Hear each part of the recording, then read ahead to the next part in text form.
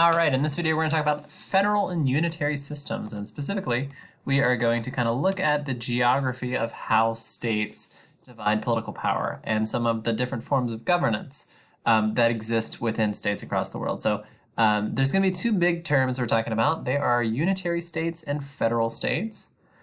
So within this, we're looking at, again, explaining the differences in geography and differences in style of government that cause states to be either classified as unitary or federal.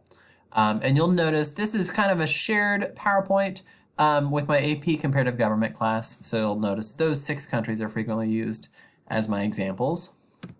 So we'll start with federal states. So when thinking about this idea of being either a federal state or a unitary state, there's sort of a question you have to ask yourself, and that is, how does this state divide political power within itself, right? And the answer, looking at kind of some of these countries, the United States, Mexico, Russia, and Nigeria, they divide themselves by using different levels of government. So, when you think about the term federalism in the United States, if you're familiar with it, you might think of things like having state governments or state legislatures, or within the Constitution having specific political issues that are sort of national issues, and then having issues that are more conferred to state and local governments. And that's sort of what we think of when we think of federalism, and that's kind of the gist or the essence of it. So federal states divide power among different levels of government. And this does kind of has the effect of like creating some local autonomy in terms of the provision of services, and also allows kind of specific powers to be reserved for the national government, right? So there can be kind of a strong national government in the system or a weak national government, depending on what it actually looks like. So federalism kind of creates different levels of government, again, is the kind of important phrase, I would say. So some of the reasons for federalism, this helps to recognize like local interests, and helps to give sort of more input at the local or the state level. And it also does something to check the growth of the national government. We tend to see there being very specific reasons why countries adopt federal governments. And some of them have to do with kind of size and geography, right? Often larger or geographically difficult to govern states have a federal structure in order to have more decision-making at the local levels of government. And to recognize sort of regional differences in taxation and lawmaking, right? In a modern sense, California and Texas, they're part of the same country, but they come up with different laws and different systems, which might cater to their state. So thinking about some other examples in the world, Mexico has states, just like the United States does, as their sub-state units. Similarly, Nigeria does the same. So we can kind of see in here, these two states where we have the capital in the middle, or the federal district in the middle, and then kind of the way states divided up similar to the United States. We even see a geometric boundary up here between northern and southern Baja California. Russia divides its power up a little bit differently. We don't need to get into all of the intricacies of asymmetrical federalism because this is not a comparative government, but essentially it is when a country divides its power up unevenly. In terms of giving some parts of the country more political power than others. And the reason they do this is to incorporate sort of either autonomous or semi-autonomous regions. So we talked about the idea of autonomous regions. And sometimes federalism is used as a tactic to kind of give representation to those groups as well. So like we said, some of the effects of federalism are the creation of state and local governments or legislatures, the use of sub-state units. So, you have Mexican states and Nigerian states and the United States. So various degrees of sub-state units to incorporate regional differences within the legislature. So we have like the Senate in the United States that's based on state, right? So we have that as part of the national legislature. And then to recognize differences between states. So laws, specific applications of the laws, things like that. And the phrase laboratories of democracy has come to be associated with federalism, giving the idea that states and sub-state units, basically, let me repeat that sentence, given the idea that sub-state units can do things, that the national government might not be able to do and try things out. And, if they are popular, they might be adopted by more people within the country. All right, so in this map, we can see all of the states in the world that are federal states. So we got most of our geographically larger states, places like the United States and Canada and Russia and Australia and India and Brazil. Most of them are geographically large and they're federal. And we also see a lot of countries who have, presidential systems of government that look a lot like the United States. But again, this isn't comparative government, so we won't get into that a ton.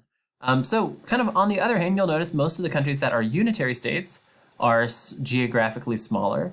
There are actually more unitary states in the world than federal, so the US's system of government is actually, relatively uncommon. And it's interesting to see most of them, like we said, geographically smaller. China maybe stands out to you as a country that is geographically larger and unitary. All right, so one thing I want to do right off the bat, because we mentioned China, is to basically put out the idea that unitary states, even though they concentrate lots of power at the national level, that doesn't necessarily have a correlation to political freedom. We see lots of countries in this map that have very, very high degrees of political freedom, including some of the ones that, when you look at the lists of most functional countries in the world are at the top, that are unitary states or have the most political freedom are at the top. So that kind of correlation isn't necessarily there. Let's see. But in unitary states, political power is concentrated at the national level. So the way to think of it again is the levels of government. And in unitary states, there's only one basic level, right? So local authority and autonomy is fairly limited. There might be systems by which that is taken into account by the national government, but there is no, there is not a whole lot of sub-state government going on within these countries. So they allow local interests to be represented at the national level. This allows, kind of the benefit of this, especially for small countries, is that it allows for consistency in laws across the country. So there is no, application and conflict between the different levels of government. There aren't big differences regionally necessarily between kind of what the laws are. So this might be, less confusing for the average citizen, or it might lead to less overall conflict. And there's only one, level of government, quote unquote. So we see this in the United Kingdom, like we talked about. This is, how their legislature works, and you can see a lot of the country. You can see kind of interestingly some of the nations that exist within the UK incorporated in. So the Scottish National Party, some of the other parties represent places like Wales in Northern Ireland.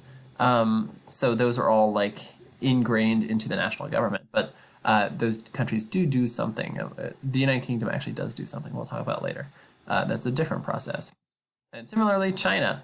So China is a unitary system of government. It's kind of one of the geographically larger countries in the world that has a unitary system. You have kind of the widespread, the level of government that exists within China is associated with the Chinese Communist Party and their governance. So yeah, there's not, a significant distribution of power to sub-state units within China either. All right, last thing I want to talk about. So we just mentioned the UK. This devolution is actually a process that is really, really big in the UK, and we'll focus in a lot on the UK. So this is just introducing this topic, and then in a later class, we're going to talk about devolution in general. But devolution is the process by which states can delegate additional powers to either regional or local governments. So what's interesting in the world is we've seen that federal governments, have enjoyed some of the benefits of kind of autonomy in local regions. And that there are other countries in the world that are this process is starting to happen, where there is a vote and kind of a process is initiated in which power is given to some form of sub-state unit.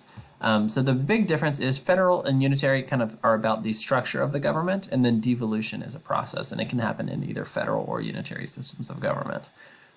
So we are going to talk a lot about that when we talk, things like Catalonia in Spain that we've talked about before.